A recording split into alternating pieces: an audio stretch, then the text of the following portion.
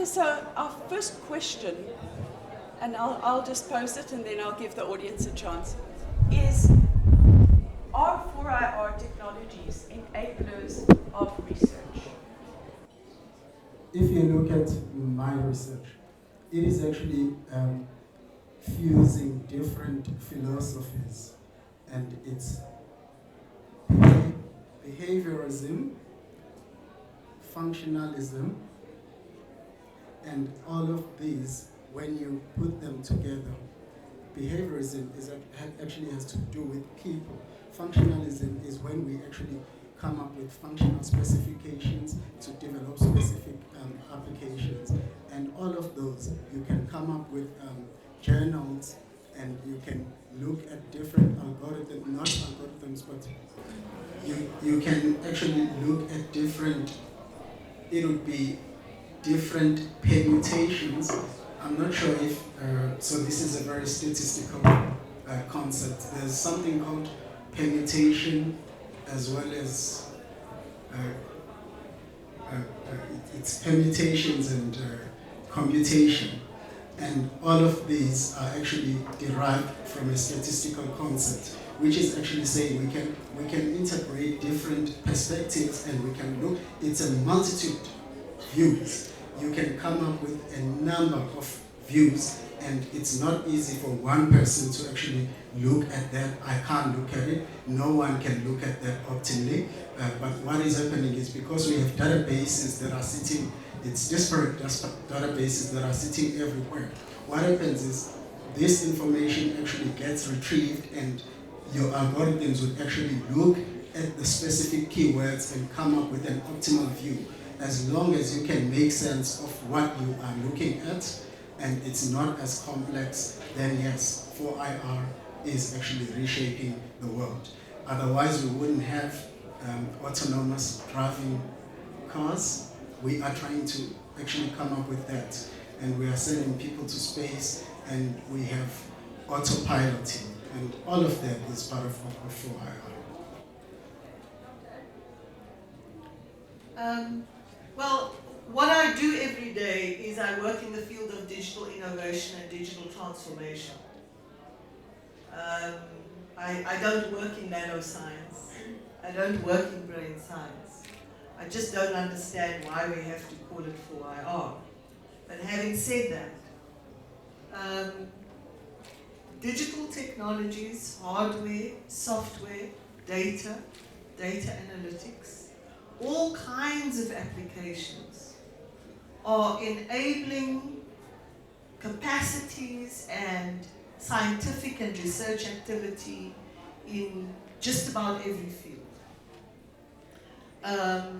If we explore, as I very briefly referenced, the agricultural environment, and we talk about precision agriculture, this begins to address questions about the failure of agricultural crops, the wastage of resources, where you can use scarce resources like water to produce reasonable or high yield crops, because you are applying tools such as data analytics, or because you are creating AI-enabled applications to apply scarce resources to a challenging environment, such as agriculture. And we can do that kind of analytical perspective for any economic sector, any social sector, any aspect of science and technology. And we will find that we are not even scratching the surface of the possible digital applications that can be used. So, digital applications are not yet changing not only our schools, but our universities.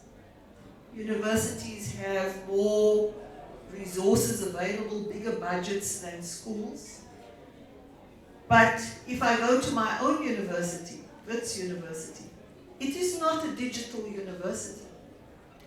It is not a digitally enabled institution. It is not using digital technologies to improve the throughput rate at undergraduate level. It is not using digital technologies to advance the quality of postgraduate knowledge production, master's research papers, PhD work. So we probably have several decades of work to do in really seeing this digital enablement influence and enhance what happens in the whole of the national system of innovation. One of the big challenges in the national system of innovation is that much of it, I'm not sure what percentage of it, sadly, is here in Pretoria. And the rest of South Africa is excluded. And some researchers and scientists have been saying this for at least 23 years, since the white paper on science and technology. Well, that was 1995, actually. The paper was published in 1996, but we were working on it in 1995. This is wrong. This is wrong. We cannot cluster and sort of concentrate science and technology activity mainly in one small geographic area. But the fact of the matter is that that's a historical reality. We can't pick up this whole convention center, break it up and put it somewhere else. But what we can do with digital technologies is invite people from far-flung parts of South Africa into the room. So I would argue that we haven't even begun to explore the possibilities, the serious possibilities of digital applications and digital innovation. I work in a tech hub, a digital tech hub. It's called Simologo in Braamfontein. There are probably over 60 tech hubs in South Africa where they either produce digital innovation, software, hardware, do digital fabrication with laser cutters and 3D printers and so on, or hubs which are business enterprises. Well, there are many business enterprises, but the work is enabled by digital technologies and applications. They're in Mahikeng, they're in Middelburg, they're in Khayelitsha. And on the African continent, there are probably now over 400 digital tech hubs. So we're seeing this transition, and digital is a major part of new science and technology, but it's not the only one.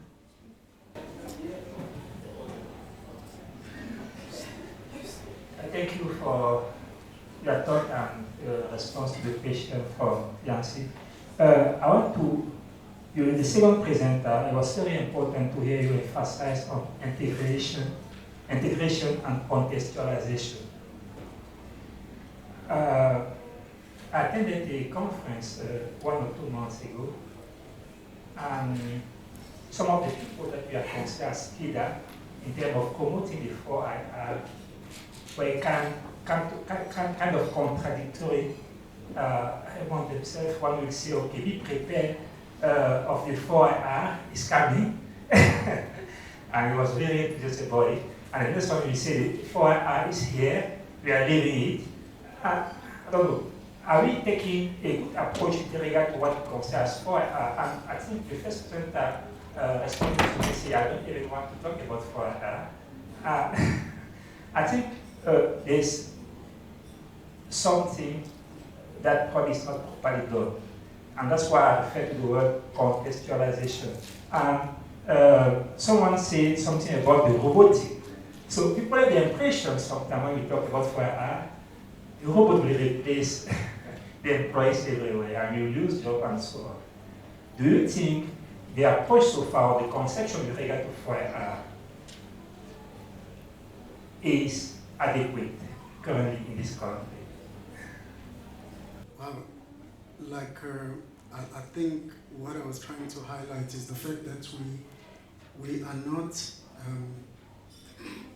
using our optimal thinking into looking at this as an integrated cluster. we can unpack this integrated cluster, which has its own internal properties versus external properties that it is subject to unpack what 4IR means. I'm very skeptical of using 4IR.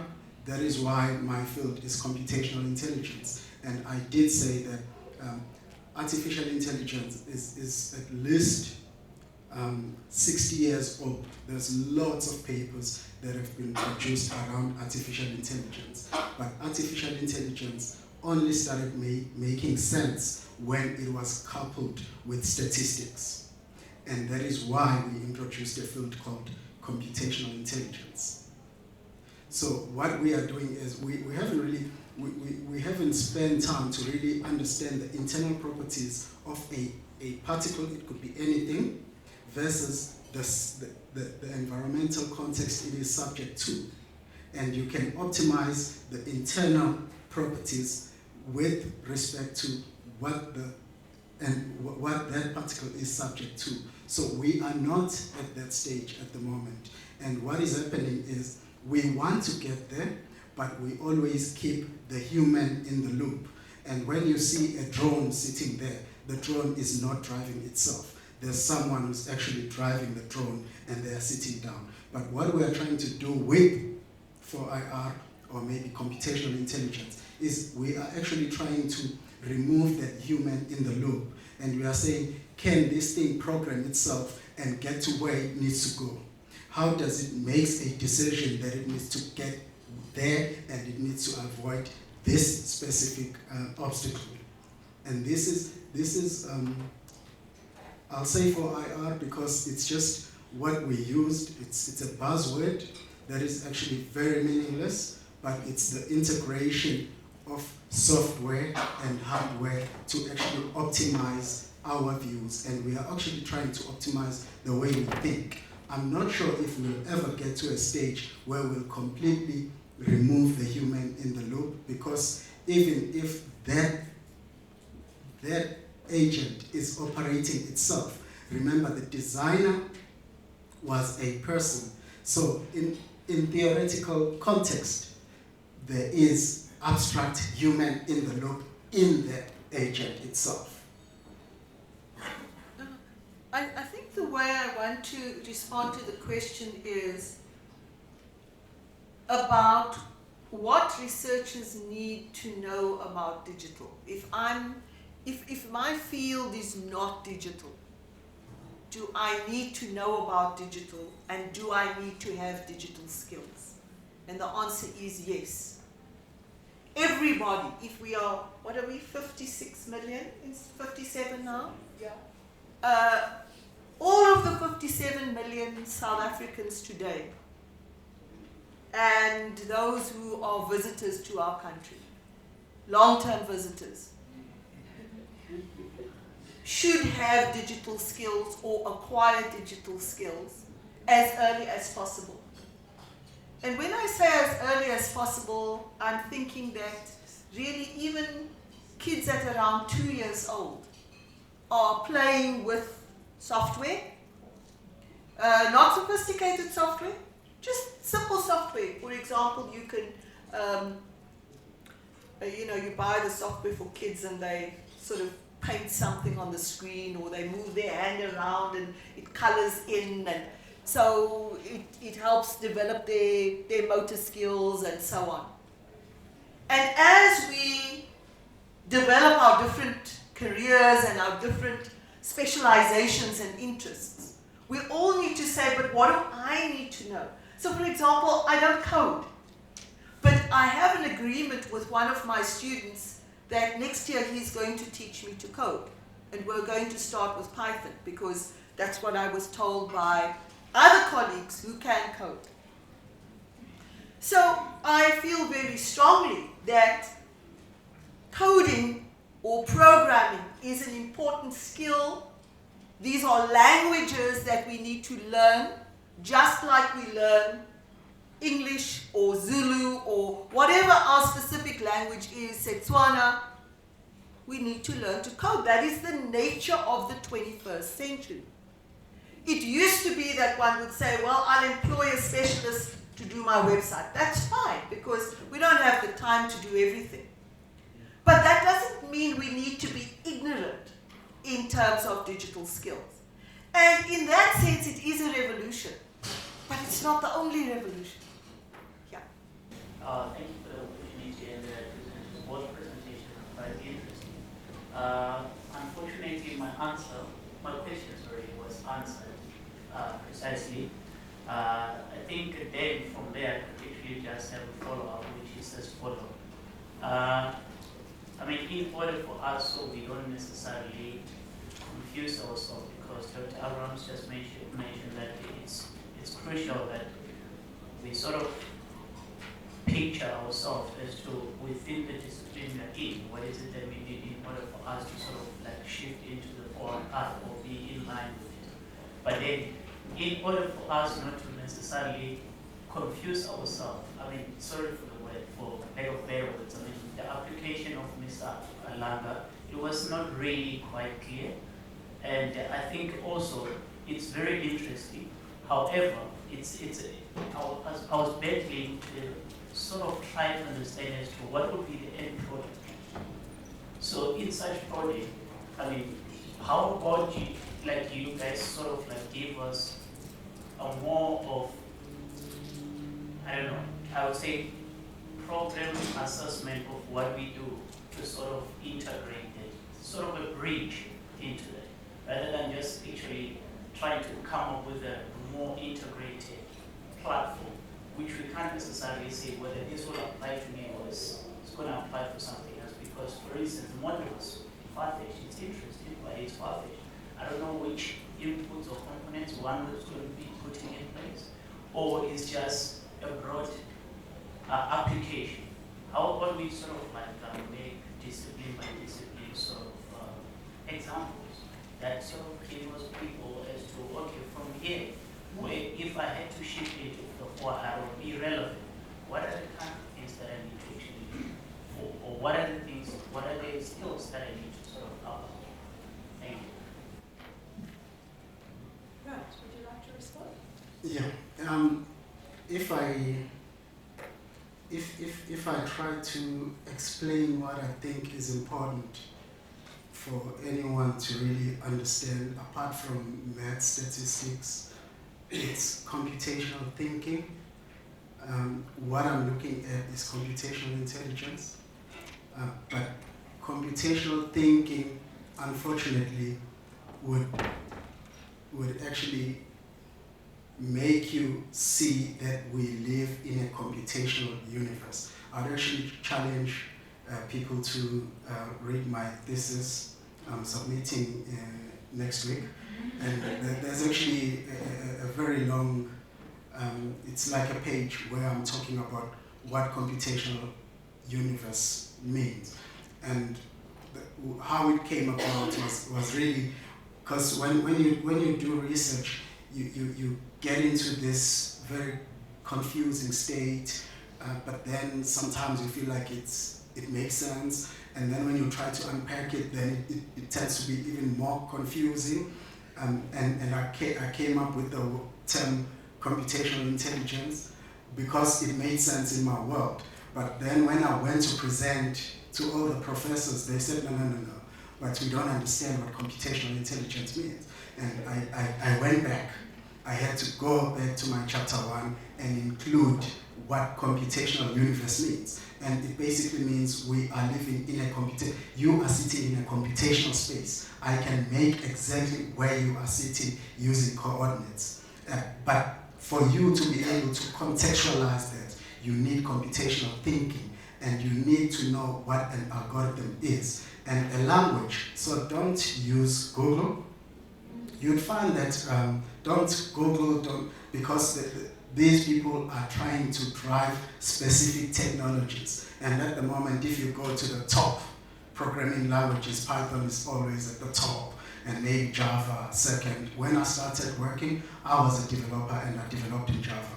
And I can tell you that my perspective and actually what I want to do with this algorithm that you've just seen, I want to use Scala.